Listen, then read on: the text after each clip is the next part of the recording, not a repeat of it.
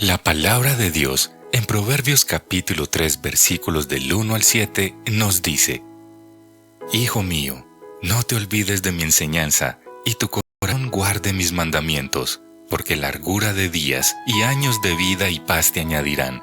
La misericordia y la verdad nunca se aparten de ti. Átalas a tu cuello, escríbelas en la tabla de tu corazón. Así hallarás favor y buena estimación ante los ojos de Dios y de los hombres.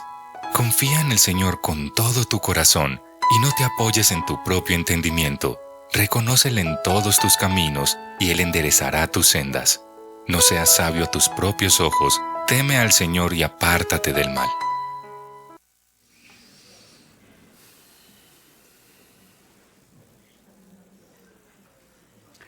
Buenos días. ¿Cómo están? ¿Cómo amanecemos? ¿No se les ve el entusiasmo? Sí. Sí.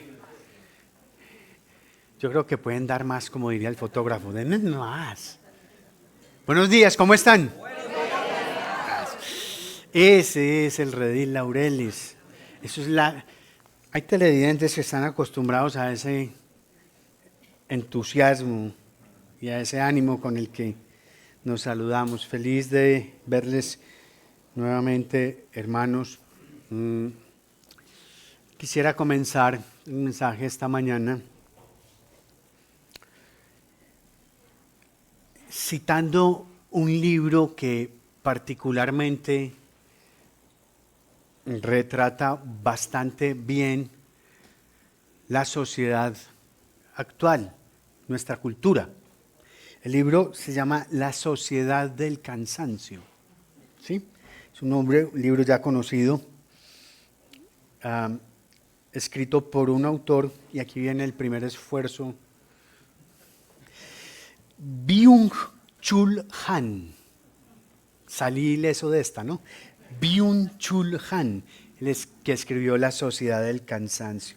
Bien, este hombre en su libro afirma que la sociedad occidental, es decir, nuestra sociedad en la que nosotros estamos y a la que pertenecemos, está sufriendo un silencioso cambio de paradigma. Él dice que el exceso de positividad nos está conduciendo a ser una sociedad del cansancio. Con exceso de positividad nos estamos refiriendo a un eslogan que creó esta sociedad, que los gringos lo llaman Yes We Can, es decir, sí lo podemos, ¿sí? Sí podemos. Yes We Can. Y él dice en su libro que este argumento está produciendo esta forma de nosotros interpretar esta sociedad, está produciendo individuos, personas agotadas, fracasadas y depresivas. ¿Sí? Es decir, para decirlo de otra manera, si el enfoque para el rendimiento es si lo podemos hacer, los límites entonces para el descanso son cada vez más difusos y en muchos sentidos casi inexistentes. Para Chul Han, cada época tiene una enfermedad emblemática. En su reflexión él dice que la invención del antibiótico acabó con la época bacteriana. Y dice además que las técnicas inmunológicas han acabado prácticamente con el miedo a la pandemia de la gripe, que causó tantas muertes y tantos estragos durante la primera parte del siglo XX. Él dice, a renglón seguido, que este siglo XXI ya no será ni bacterial ni viral, sino que esencialmente será neuronal. Dice que la depresión, el trastorno por déficit de atención con hiperactividad o el trastorno límite de personalidad definen el panorama de por lo menos lo que va en la primera parte de este siglo, este primer cuarto de siglo, y uno lo puede mirar con detenimiento y coincidir un poco con esta reflexión. Es muy normal ya hoy en día estar escuchando de distintas personas, aún en nuestras familias, que las enfermedades de carácter mental o que tienen por lo menos su origen allí son bastante comunes. Palabras que anteriormente eran tan extrañas para nosotros como el burnout o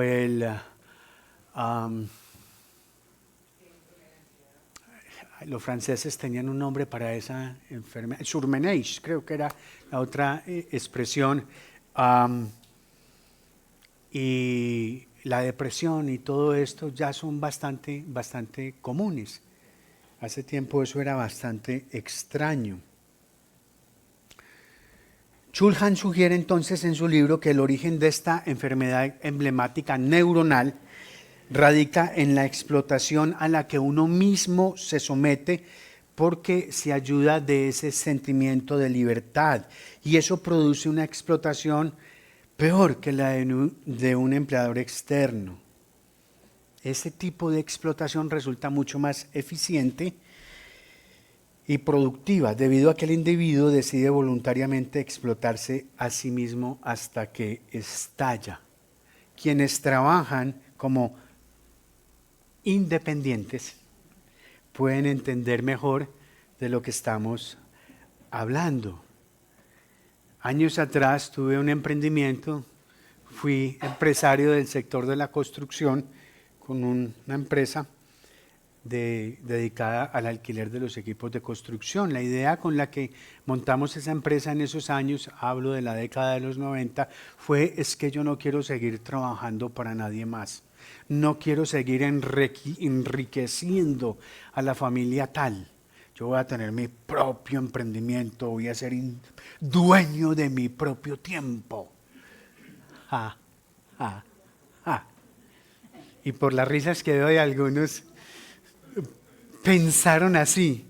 No hay cosa más, no hay falacia más grande, una mentira más grande creer que porque soy independiente yo soy dueño de mi propio tiempo. No, creo que es todo lo contrario. Es decir, carecemos de un tirano, carecemos de un rey al que hoy en día nos podemos oponer diciéndole, mira, no trabajo más, hasta aquí. No, es muy difícil revelarse cuando víctima y verdugo, cuando explotador y explotado son la misma persona. Ahora, lo interesante de las reflexiones que hace este filósofo surcoreano es que fueron hechas antes de la pandemia del COVID-19. Es decir, antes de que viviéramos lo que vivimos.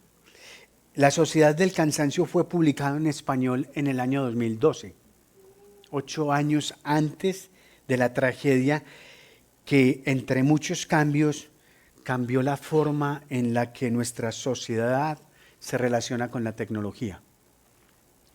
Fue con la pandemia que la virtualidad entró en todos los ámbitos sociales y se instaló, sin permiso, en todos los rincones de nuestras casas.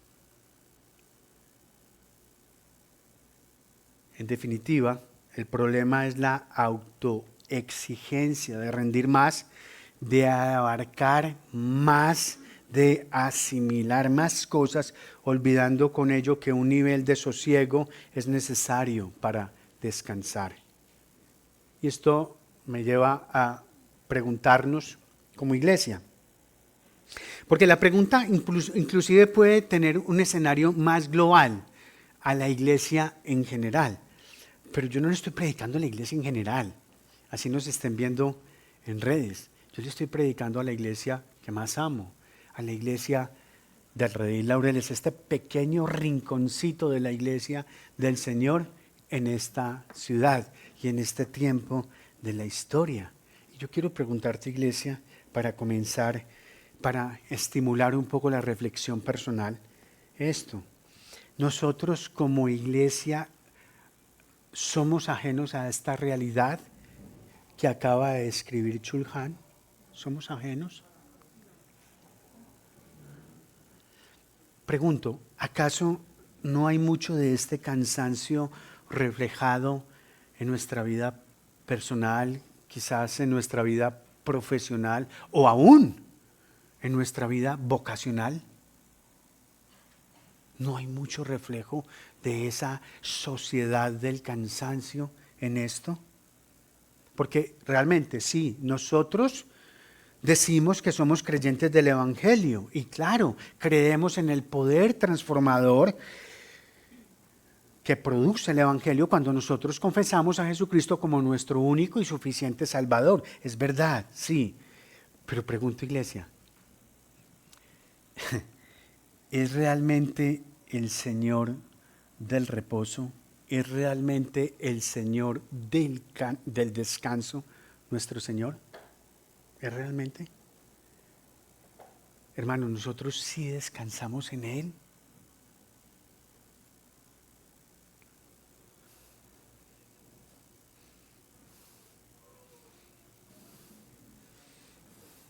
Sus rostros y sus miradas los delatan.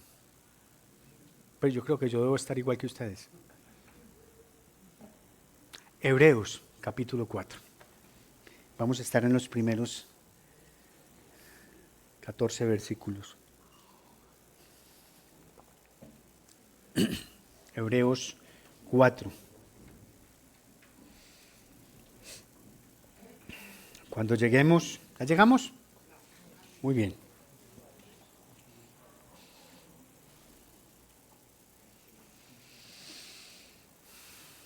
¿Ya estamos ahí? Familia, muy bien. Dice la palabra del Señor. Por tanto, temamos, no sea que permaneciendo aún la promesa de entrar en su reposo, alguno de ustedes parezca no haberlo alcanzado. Porque en verdad a nosotros se nos ha anunciado las buenas nuevas, como también a ellos. Pero la palabra que ellos oyeron no les aprovechó por no ir acompañada por la fe en los que la oyeron. Porque los que hemos creído entramos en ese reposo, tal como Él ha dicho. Como juré en mi ira, no entrarán en mi reposo, aunque las obras de Él estaban acabadas desde la fundación del mundo. Porque así ha dicho en cierto lugar acerca del séptimo día, y Dios reposó en el séptimo día de todas sus obras. Y otra vez en este pasaje, no entrarán en mi reposo. Por tanto, puesto que todavía falta que algunos entren en él, y aquellos a quienes antes se les anunció las buenas nuevas no entraron por causa de su desobediencia, Dios otra vez fija un día, hoy, diciendo por medio de David, después de mucho tiempo, como se ha dicho antes, si ustedes oyen hoy su voz, no endurezcan sus corazones. Porque si Josué les hubiera dado reposo, Dios no habría hablado de otro día después de ese. Queda, por tanto, un reposo sagrado para el pueblo de Dios. Pues el que ha entrado a su reposo, él mismo ha reposado de sus obras, como Dios reposó de las suyas. Por tanto, esforcémonos por entrar en ese reposo. No sea que alguien caiga siguiendo el mismo ejemplo de desobediencia. Versículo 13.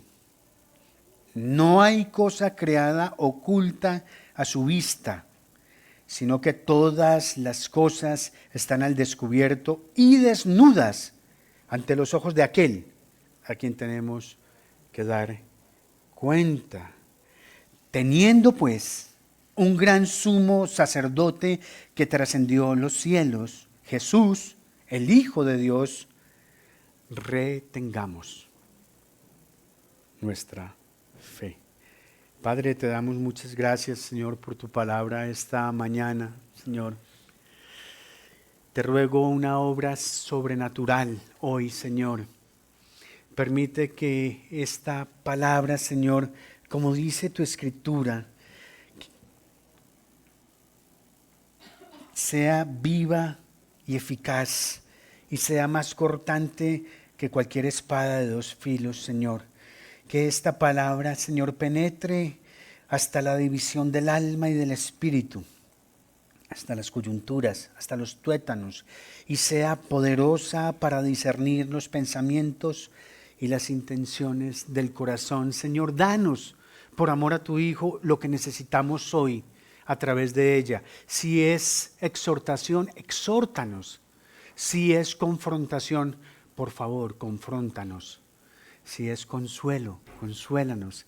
Y si es esperanza, danos esperanza, Señor. Pero no permitas que hoy salgamos de aquí igual como entramos, Señor. No lo permitas.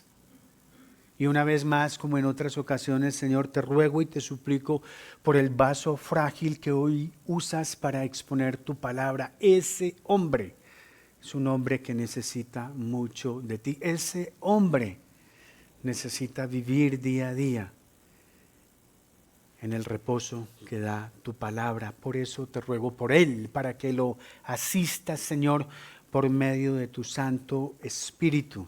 Y no permitas que ninguna palabra que salga de su boca y ningún pensamiento de su corazón esta mañana sea disonante. Al contrario, permite que tanto palabra y pensamiento sean sujetos completamente a la voluntad en Cristo Jesús. Amén. Amén.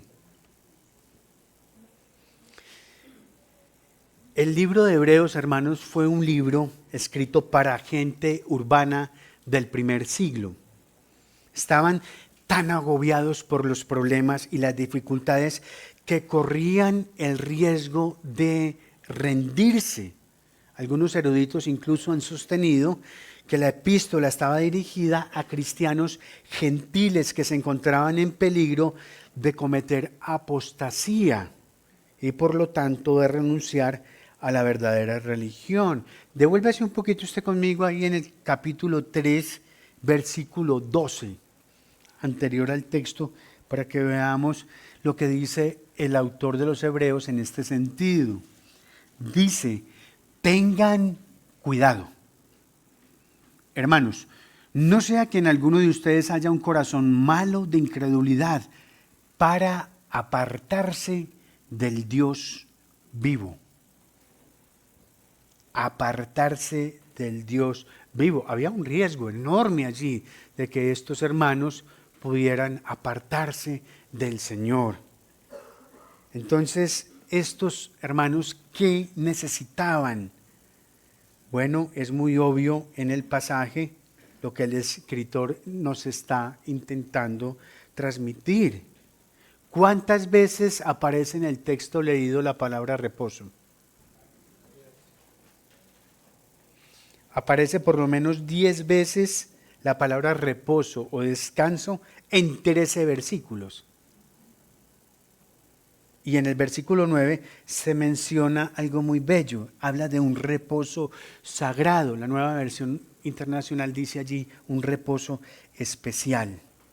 Ahora, esto es algo que no es solo crucial para los hebreos del primer siglo, porque debemos ser honestos, nosotros vivimos en una cultura donde probablemente hay más necesidad de este mensaje que en cualquier otra cultura de la historia.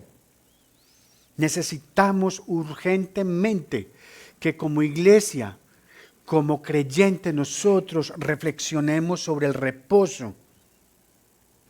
Eso es importante, es clave que lo podamos hacer. Esa ha sido nuestra oración.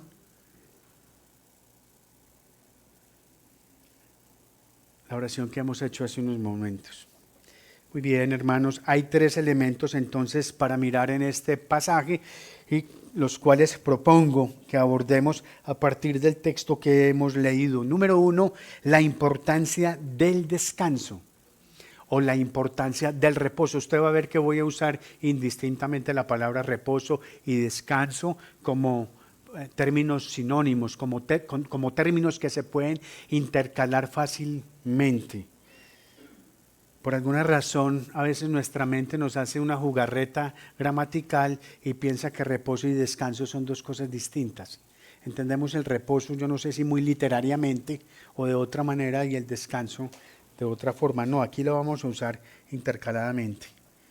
Entonces, primer punto, la importancia del descanso. Número 2, las definiciones que el texto mismo nos está haciendo del descanso. Y número 3, cómo obtenemos el descanso, cómo obtenemos el reposo. Vamos a entrar en materia con el primer punto, la importancia del descanso.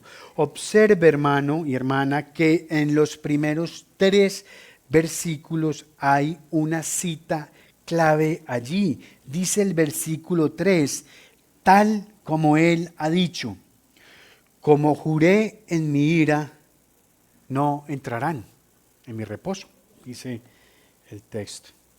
Esa es una cita del Salmo 95. El Salmo 95 está relatando el tiempo en el desierto cuando los hijos de Israel fueron liberados de Egipto y de camino a Canaán comenzaron a alejarse de Dios siendo increíblemente ingratos.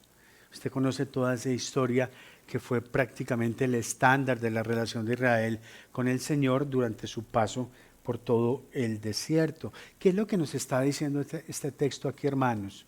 Que es muy clave que lo tengamos presente. ¿Cuál puede ser el peor castigo posible acerca de la ingratitud al Señor? Como lo dice el texto, el peor castigo es no descansar. No descansar. Como juré en mi ira, no entrarán en mi reposo.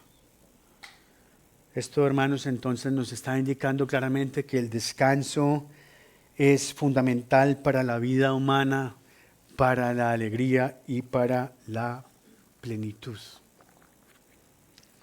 Hay un artículo muy interesante que se publicó en el New York Times que traducido al español significa traer de vuelta el sábado.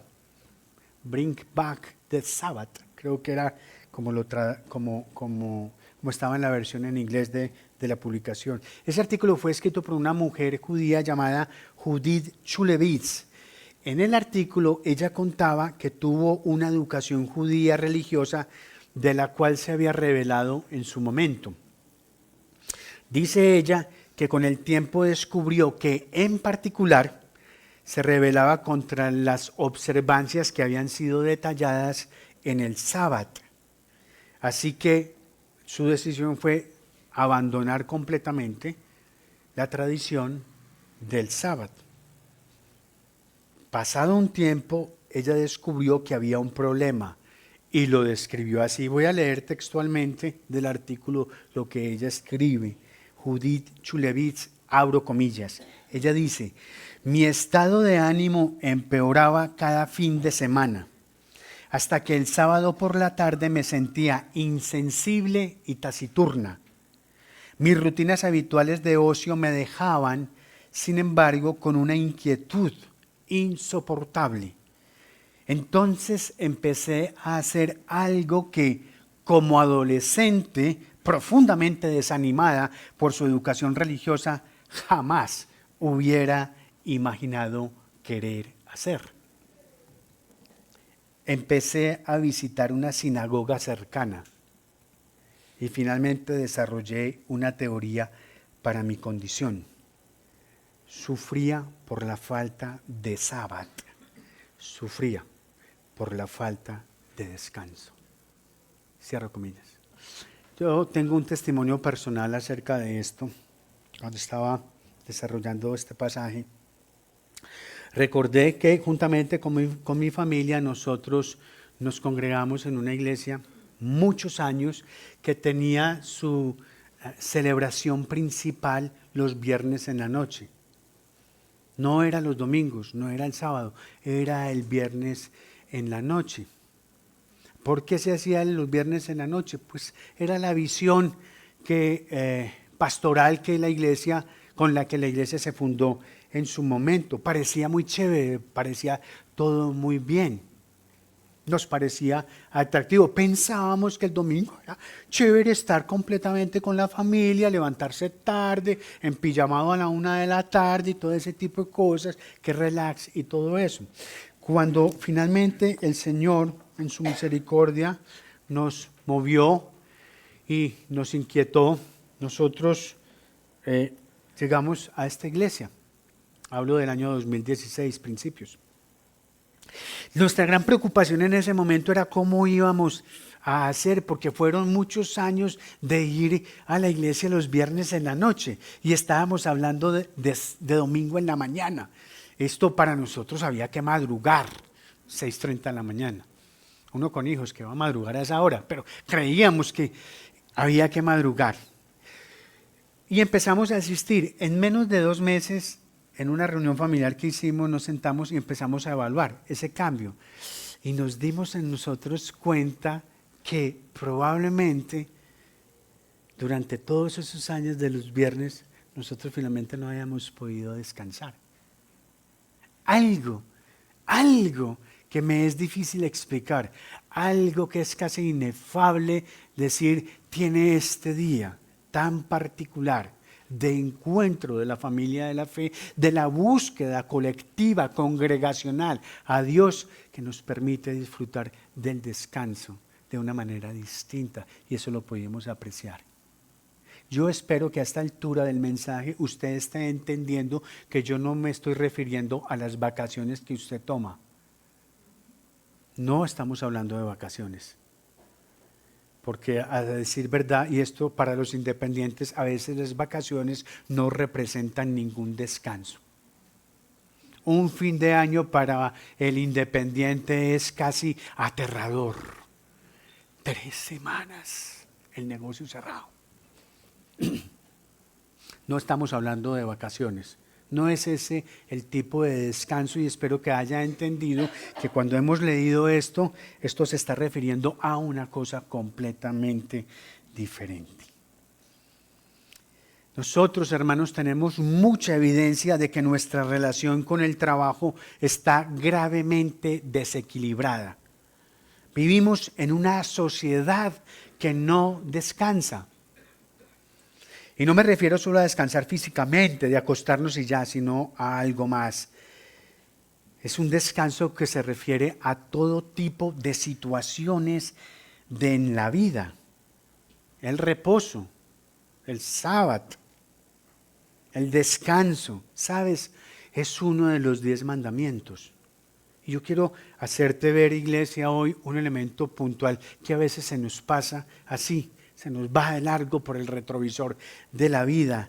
Dice Éxodo en el capítulo 20, allí nos lo van a poner en pantalla en un momento, Éxodo en el capítulo 20, versículos del 9 al 11.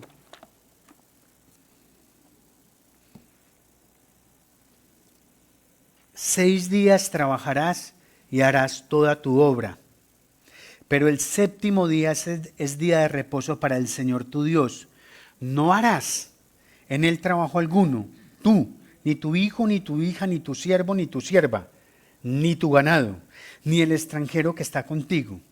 Porque en 6 días hizo el Señor los cielos y la tierra, el mar y todo lo que en ellos hay, y reposó en el 7º día.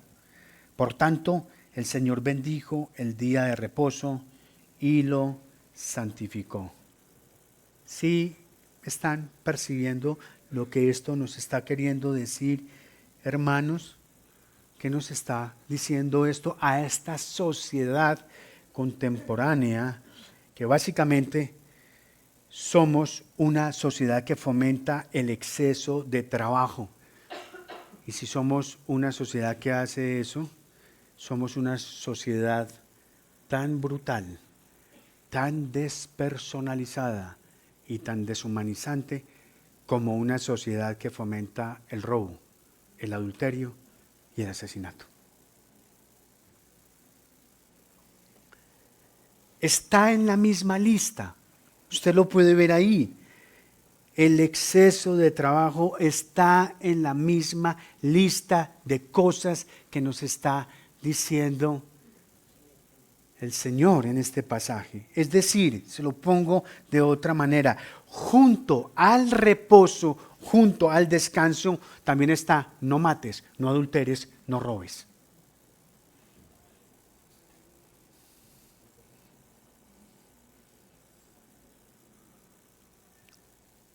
Sí, yo sé, esto es fuerte. Cuando pasamos tantas horas pegados de un computador, conectados en línea. Mi jefe está en Tokio, el compañero de trabajo está en México, el otro está en Chile y yo vivo en Medellín, sí, yo sé. Sé a qué iglesia le estoy hablando y a qué hermano les estoy hablando.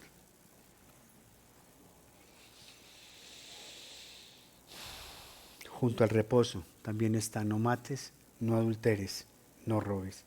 Vivimos en una sociedad que está más sobrecargada de trabajo que en ningún otro tiempo de la historia. Y hay dos razones por las que esto precisamente ha sucedido. La primera está relacionada completamente con la tecnología. Ahora, tecnología aquí, para efectos de lo que estamos hablando, significa que el trabajo está más accesible a nosotros y que nosotros estamos más accesibles al trabajo todo el tiempo, de modo que nosotros no nos podemos escapar. Para muchos de nosotros la distancia del trabajo al descanso son 2 pasos.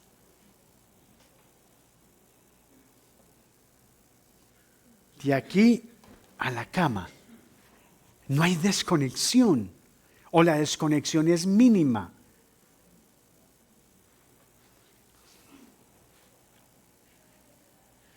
Y la segunda tiene que ver con algo netamente cultural, hermanos. Miren, en las sociedades tradicionales obteníamos nuestra identidad y nuestro valor personal por ser parte de una familia y de una comunidad. Los que están aquí, los que han acumulado un poco más de juventud, aquí podrán recordar que hubo una época en la que a uno le decían, ¿usted de los Buitrago de dónde? De los Buitrago, doña Josefina del Oriente Antioqueño. ¡Ah! Sí, esta es gente buena. Trabajadores, los del negocio, de los negocios del centro y todo este tipo de cosas. Hubo una época así. Bueno, tengo aquí mucho personal de Bogotá. Entonces, ¿usted es de dónde? De los Brigar, de los Brigar. Ah, de los Brigar. Gente muy prestante, muy... O de los Villate. Gente muy prestante, súper especial, querida. ¿Ya? Sí, ese fue una época. Obteníamos nuestra identidad y el valor por ser hijo o hija. A veces por ser esposo o esposa. No, es que ella es la esposa de... Ah, es la esposa de la Peñari. Ah, bien, muy bien. O eras vecino o parte de la familia, o como les digo, de una comunidad. Pero nosotros vivimos en la cultura más individualista de toda la historia, entonces somos libres de todo ese tipo de roles sociales. Eso significa entonces que nuestro valor y nuestra identidad ahora los tenemos que obtener a partir de los logros que nosotros hagamos, y esos logros los tenemos que ganar. Por eso es que nuestra relación con el trabajo ha cambiado completamente. Ahora, el trabajo es la manera de alcanzar tu valor y realización personal, y como resultado estamos cansados. Usted no lo ve en la cotidianidad de su vida cuando se relaciona casualmente con alguien y le preguntan por algo. Mira, ¿qué sabes tú de Pepito Pérez?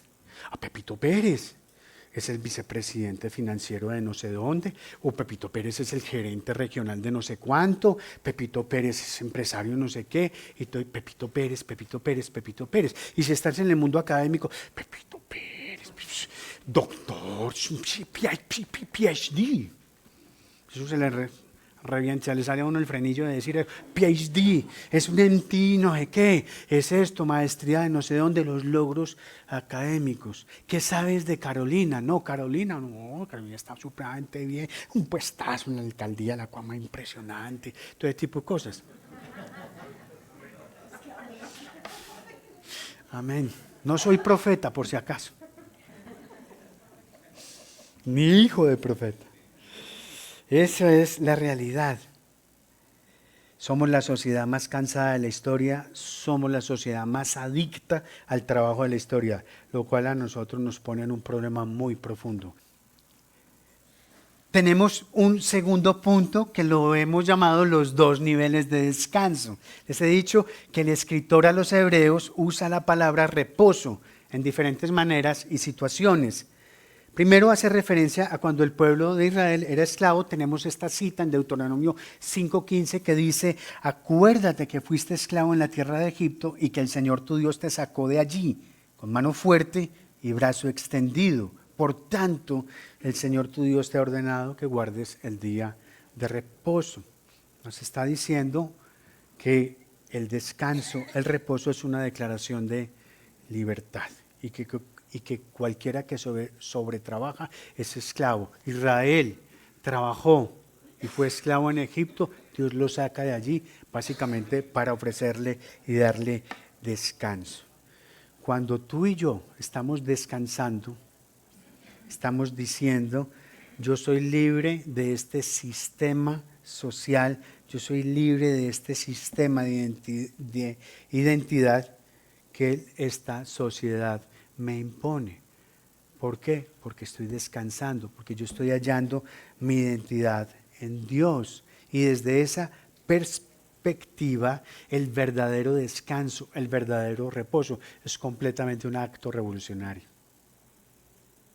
A una sociedad. O sea, es que es aterrador donde tú vas y a donde lo que tú ves dice XXXX 24/7.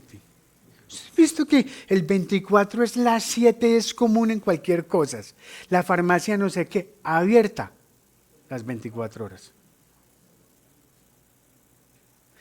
Y eso nos ha hecho un daño de tal manera que si no hay cosas abiertas las 24 horas, ¿y yo en qué ciudad estoy? Estoy en una provincia. ¿Qué pueblucho es este?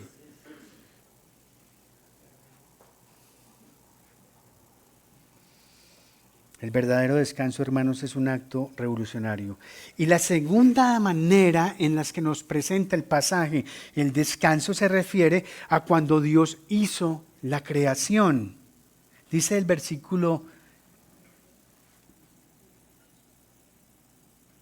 3 en adelante: aunque las obras de Él estaban acabadas desde la fundación del mundo, porque así ha dicho en cierto lugar acerca del séptimo día. Y Dios reposó en el séptimo día de todas sus obras. Vamos a ver ese pasaje en el Génesis completo para que miremos algo importante que el Señor está comunicando allí. Dice Génesis 1:31 en adelante: Dios vio todo lo que había hecho y era ¿qué? Bueno en gran manera. Y fue la tarde y fue la mañana, el sexto día. Así fueron acabados los cielos y la tierra y todas sus huestes. En el séptimo día ya Dios había completado la obra que había estado haciendo y reposó en el día séptimo de toda la obra que había hecho. Dios bendijo el séptimo día y lo santificó, porque en él reposó de toda la obra que él había creado y hecho. Estos son los orígenes de los cielos y de la tierra cuando fueron creados, el día en que el Señor hizo la tierra y los cielos, dice la Escritura. ¿Qué dijo Dios? Que esto era ¿qué? Bueno y en gran manera. Y luego dice la Escritura que Dios reposó. Ahora, yo espero que usted esté entendiendo que el Señor reposó no quiere decir que él estaba cansado por todo lo que ya había hecho. Ya tenía dolor en la cintura y eso, y entonces ya paró a descansar. Yo entiendo que usted no está comprendiendo eso, porque esto no tiene nada que ver con ese nivel de cansancio físico. Lo que esto quiere decir cuando Dios ve que todo está hecho bueno y en gran manera, es que el Señor está diciendo: estoy completamente satisfecho. estoy satisfecho. Ya todo está terminado, ya que ha quedado bien. Ante mis ojos, el trabajo es perfecto. ¿Sí te das cuenta, querido hermano y hermana, de lo que significa el reposo? ¿Sí? Ya les dije que el reposo era una declaración de libertad. Ahora nos está diciendo que el reposo es estar satisfecho con tu vida. Dios terminó su obra, le pareció que era perfecta y buena en gran manera. Ante sus ojos está perfecto, el trabajo ha sido bien hecho. El reposo, hermanos, es estar bien satisfecho con tu vida. Y oído, iglesia, es estar satisfecho con lo que haces, es estar satisfecho con lo que tienes, es estar satisfecho con lo que eres, es estar satisfecho con lo que no tienes, es estar satisfecho con lo que no eres. Es decir, esto está apuntando al contentamiento. Al contentamiento. Algo que es muy difícil para nosotros. Porque siempre estamos mirando para allá, no precisamente al cielo. Porque todo el mundo está mirando hacia arriba. ¿Sí se da cuenta ustedes? Nadie está mirando así. Todo mira hacia arriba. Por un lado, entonces, hermanos, el reposo es ser libre, es una manera de expresar que tienes libertad, y cuando no estás reposando es una manera de mostrar que nosotros estamos siendo esclavos de algo, quizás esclavos de una persona, esclavo de lo que los demás están esperando de ti, esclavo de lo que la cultura te está diciendo y todavía tú no has podido lograr, o a lo mejor ya has logrado, pero eso que ya has logrado se convierte en algo muy gravoso para ti, esclavo de lo que tienes, esclavo de lo que no tienes. Déjeme decirle algo claro esta mañana, hermano. Si tú y yo no estamos descansando en el Señor, si tú y yo no estamos viviendo en el reposo del Señor, inexorablemente tú y yo estamos siendo esclavos de algo. De una u otra manera estamos viviendo algún tipo de esclavitud.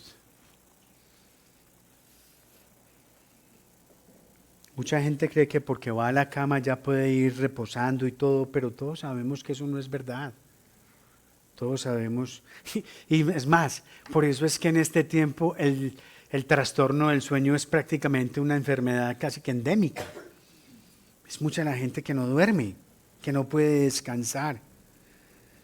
Y sabes, para muchos de nosotros puede ser que esa maquinita que anda en nuestra cabeza y que no nos deja descansar o mejor dicho, solo va a parar cuando nosotros nos sintamos satisfechos con lo que nosotros somos, con lo que hemos hecho, con lo que tenemos, con lo que somos y con lo que no somos y con lo que no tenemos. Esa es la verdad. Es decir, cuando haya contentamiento en tu corazón, probablemente podrás y podremos experimentar el descanso que ofrece el Señor. Nosotros vivimos con un eterno trabajo de trabajar para sentirnos aceptados por los demás. Y ojo, si lo miramos religiosamente, vivimos con un eterno trabajo para sentirnos aceptados por Dios.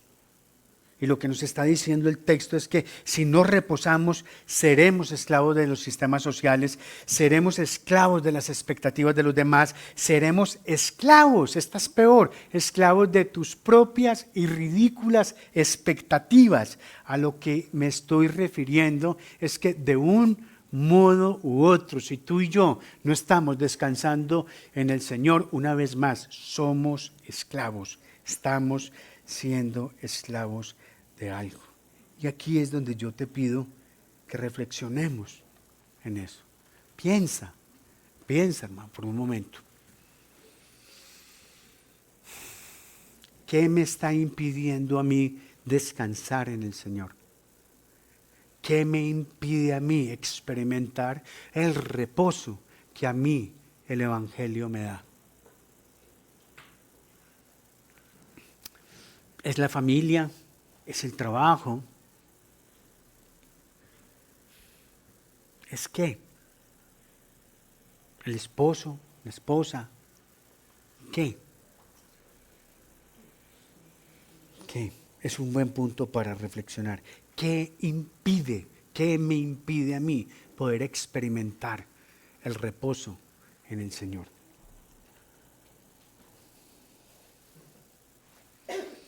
Muy bien, ahora entremos al tercer punto entonces y último, ¿cómo podemos obtener el reposo y el descanso en el Señor?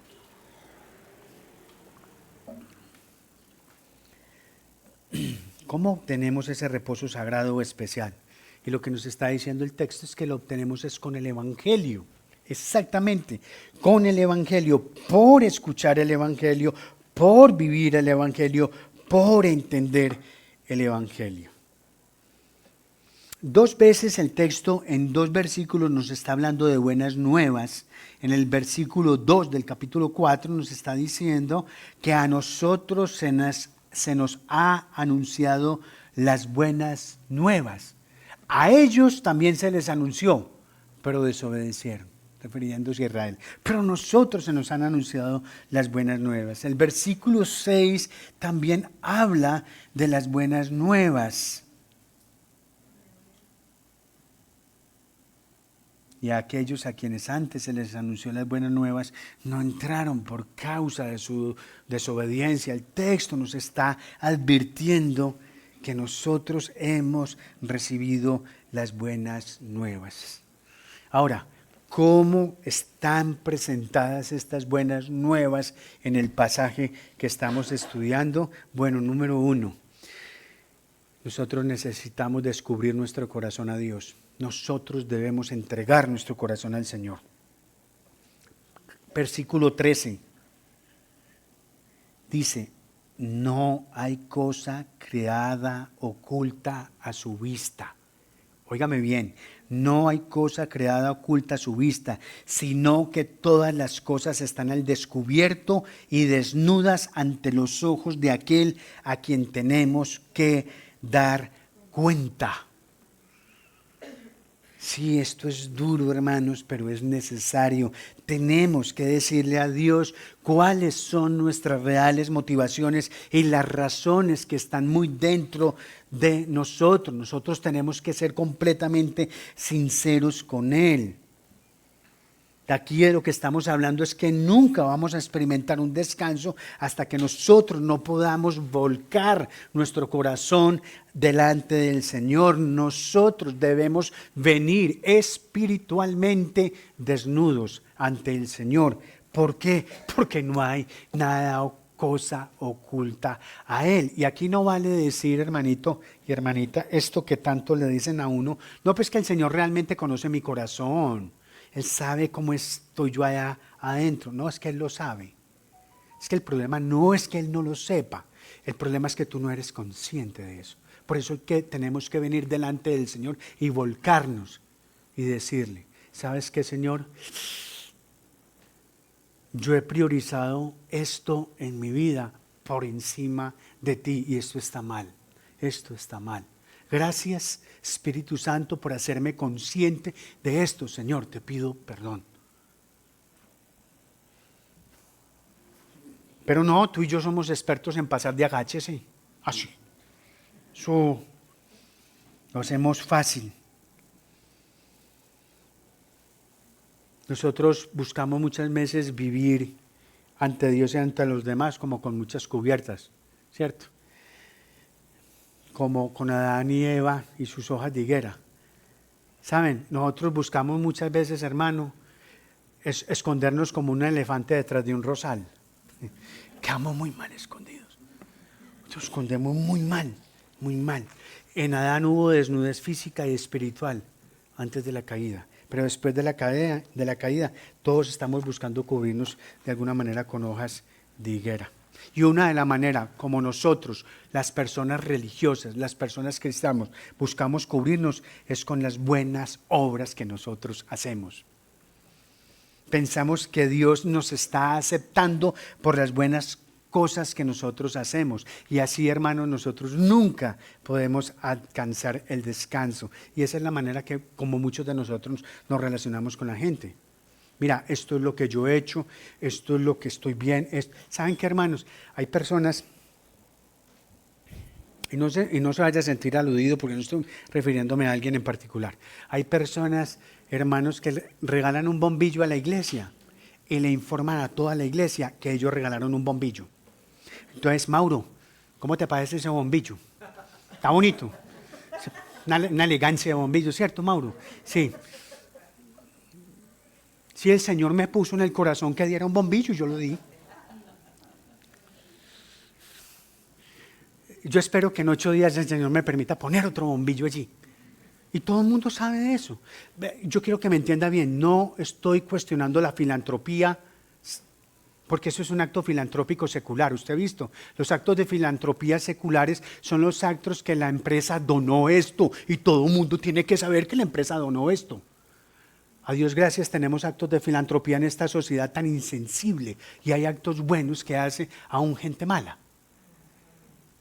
Pero hermano, si tú te estás queriendo relacionar con el Señor a partir de una filantropía secular, siendo hijo de Dios, siendo hija de Dios, siendo creyente, vas mal y nunca vas a descansar.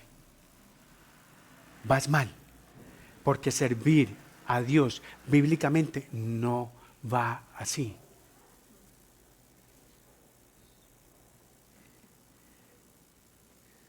Sirvo a Dios bíblicamente cuando mis actos están demostrando una gratitud hacia lo que inmerecidamente yo he recibido de Él. Porque Él me amó a mí primero, yo amo a Él y amo su iglesia. Por tanto, le sirvo a su iglesia. Esa es la manera correcta de relacionarme. Fuera de ahí, estás siendo esclavo de tu propia expectativa. En este caso, esclavo de un falso orgullo.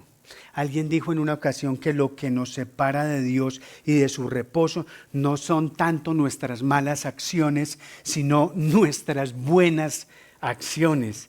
¿Por qué? Porque es que somos expertos en taparnos con las cosas buenas que nosotros hacemos. Y eso, ¿sabe qué, hermanos? Delante del Señor es un trapo de inmundicia. Es verdad que te debes arrepentir de tus malas acciones, pero bueno, ¿y qué? Los fariseos en última no hacían eso. Ellos se arrepentían de sus malas acciones. Y ojo con esto, hermano. Tú y yo podemos estar leyendo la Biblia, podemos venir a la iglesia religiosamente cada 8 días, puedes orar, pero perfectamente puedes no descansar en el Señor. Puedes seguir siendo una persona insegura, puedes seguir siendo una persona molesta, puedes seguir siendo una persona que vive a la defensiva. Los fariseos se cuidaban siempre de hacer cosas malas, pero tú y yo sabemos que estaban muy, muy lejos de Dios. ¿Por qué? Porque confiaban era en sus cosas buenas, no reposaban. Y tú y yo necesitamos descubrir delante del Señor cuáles son las reales motivaciones profundas del corazón que nos mueven a nosotros a actuar de la manera que actuamos. El verdadero problema tuyo y mío no es arrepentirnos de lo que hacemos mal, sino arrepentirnos de las razones por las que hacemos las cosas buenas. Ojo, si tú eres de los que crees que por hacer cosas buenas estás consignando en el cielo, esa plática se perdió. Esa plata se perdió. Y muchos vivimos nuestra fe y nuestra caminata cristiana desde esa forma, desde esa perspectiva. Ahora, yo quiero ser claro, hermanos, con lo siguiente. No significa, ni estoy diciendo que no debemos hacer cosas buenas, todo lo contrario, las debemos hacer. Lo que estoy diciendo es que nosotros no debemos descansar en esas cosas buenas, nosotros debemos descansar en el único, en el verdadero, en el que hizo todo el trabajo por nosotros, nuestro Señor Jesucristo. Si solo te arrepientes de lo que haces mal, no llegas a la estructura profunda de la obra de autojustificación en tu corazón, que realmente es lo que nos puede destruir. Nuestras autojustificaciones son las que a nosotros nos pueden derribar, las que nos pueden matar. Si tu búsqueda de descanso espiritual, quiero que me entiendas esto bien, si tu búsqueda de descanso espiritual la reduces a voy a estudiar la Biblia, voy a la iglesia, voy a limpiar mi vida, voy a dejar de fumar, voy a dejar de decir malas palabras, si solo las reduces a esas cosas porque ya sos cristiano o ya sos cristiana, vas a estar muy cansado y más cansado que cuando no eras creyente. Por eso es que a veces uno encuentra personas diciendo, pero es que a mí me empezó a ir más mal cuando me volví cristiano que antes que no era creyente. Pero claro, pues si se te está relacionando mal con el Evangelio, pues claro. Al final del día, si nosotros vivimos así, no es más que una forma religiosa de autojustificación. Y la segunda parte del Evangelio es que nosotros no descansamos en nuestras obras, sino en Cristo. Versículo 14 dice claramente, teniendo pues un gran sumo sacerdote que trascendió los cielos, Jesús, el Hijo de Dios, retengamos nuestra fe. Jesús vino, mi querido hermano y hermana, para que tú y yo descansáramos porque Él hizo todo el trabajo necesario ante Dios. Sabes, Jesús en la cruz experimentó el mayor cansancio radical que cualquier ser humano puede soportar. ¿Recuerdas lo que dijo Jesús cuando estaba en la cruz? ¿Sí recuerdas? A propósito de lo que leímos en el versículo 3, como juré en mi ira no entrarán en mi reposo. Jesús dice en la cruz, Padre, ¿por qué? ¿Por qué? ¿Por qué me has desamparado? ¿Por qué? ¿Por qué me has desamparado? Es decir, en la hora de mayor angustia posible, Jesús no cuenta con el reposo que siempre tuvo con su Padre. Nunca había experimentado cosa más aterradora. No hay nada más aterrador en todo el universo que experimentar el abandono del Padre Celestial. Jesús experimentó esto en esa cruz. Sin embargo, y esa es nuestra esperanza, cuando estaba muriendo en la cruz, al final, ¿cuáles fueron exactamente sus últimas palabras? Lo último que dijo antes de expirar. Todo se ha consumado, todo está cumplido. ¿Qué quiso decir? Todo está perfecto. Ante mis ojos todo ha quedado bien. Está Dios completamente satisfecho con su Hijo por lo que Él hizo. Él hizo el trabajo necesario para Dios en lugar tuyo y en lugar mío. Él hizo todo lo que tú y yo a veces estamos tratando de hacer para sentirnos descansando en el Señor. Por eso estamos mal, hermanos. Por eso es que nosotros tenemos que poner nuestra mirada fija, completamente fija en el autor y en el consumador de nuestra fe, Jesucristo. Él es el único que nos puede dar el descanso posible. Él logró eso para nosotros en la cruz. Ha sido dado a nosotros sin nosotros merecerlo. Y no hay nada que tú y yo podamos hacer para compensar eso. No hay nada. Por eso es que nuestra respuesta al Señor tiene que ser una respuesta basada en la gratitud que debemos tener con Él por lo que Él hizo por nosotros. Pero nada de lo que tú puedas hacer suplirá, cubrirá, tapará. No hay higuera posible que cubra lo que ya Jesucristo hizo por nosotros en esa cruz.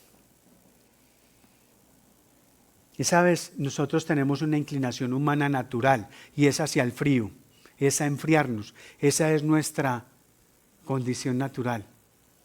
¿Recuerdas lo que le dijo el Señor a aquella iglesia en Apocalipsis? Acuérdate de tu primer amor. Acuérdense, hermanos, de su momento de conversión. del cansancio aterrador con el que ustedes habían vivido su vida antes de que Cristo fuera el Señor de sus vidas. Acuérdense que el Señor, cuando llegó a sus vidas, los sacó de la esclavitud de su vida pasada y los trajo a la plenitud que Él ofrece. Acordémonos de esos hermanos, tengamos eso presente. Acordarnos del sacrificio de Cristo, volver nuestra fe a Él, recordar que lo que Él hizo por amor en esa cruz fue suficiente. Y en eso es que nosotros hallamos nuestro reposo y nuestro descanso. Amén. Oremos, hermanos.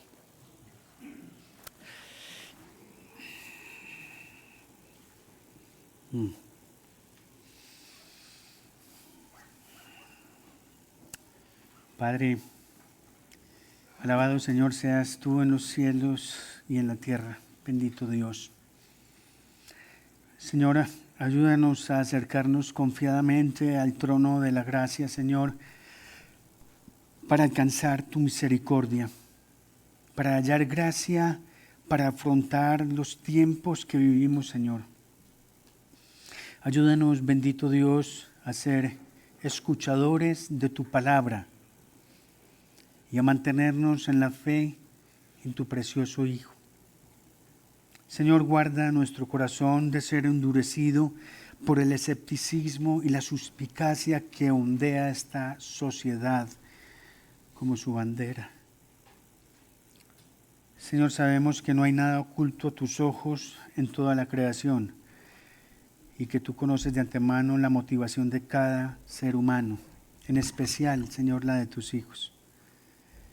Sin embargo, Señor, en nuestra torpeza creemos que podemos exhibir las muchas o pocas buenas obras que hacemos como ofrenda agradable a ti.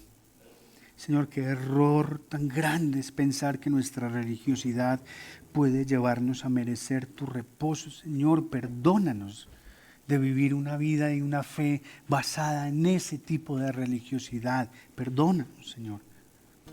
Perdónanos. Señor, no hay nada que pueda superar la obra de tu Hijo en esa cruz.